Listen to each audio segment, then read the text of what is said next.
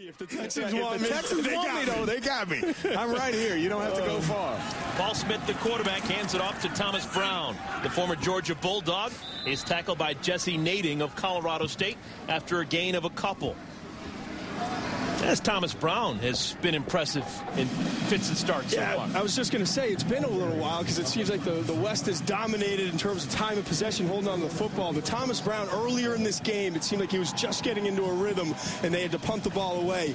Brown, this week, Dick Vermeil said, he's one of the two players that I really want to feature because he's one of the quickest and most athletic players that I have on this team. Said he may be the best receiving threat out of the backfield in this game. Paul Smith sings a strike. Pass complete to Samuel Giguère, kid out of Sherbrooke up in Canada, north of the border.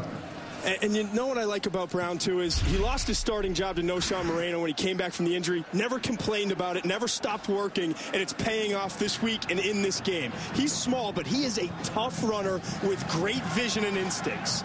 Well, I'll tell you what, he was running tough between the tackles of the prior run, showing the ability to break some tackles, stay on his feet.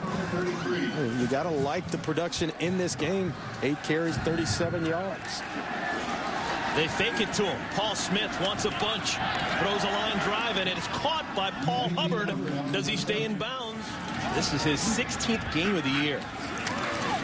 12 regular season games, Conference USA Championship game, a bowl game, played in the Hula Bowl, and now the East-West Shrine game. And look at this. Thomas Brown looking a little bit like Jim Brown, jumping over guys and getting down to the 30-yard line. A big gain for the East. Let's go down to Holly.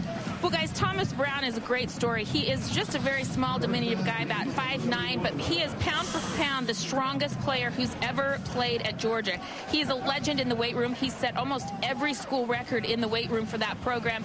He said, you know, I was a huge Barry Sanders fan growing up. One of the reasons he wears that number he does. And he said, I figured if a guy that size could do it, so could I. It gave him a lot of inspiration. Andre, you played with Barry Sanders. Any similarities? Well, you know, I don't pass those compliments out too easy, man. I've only seen one Barry Sanders in my life. That's a special guy when you start trying to compare. Going nowhere on that play. Good defensive stop. Spencer Larson brings down Thomas Brown.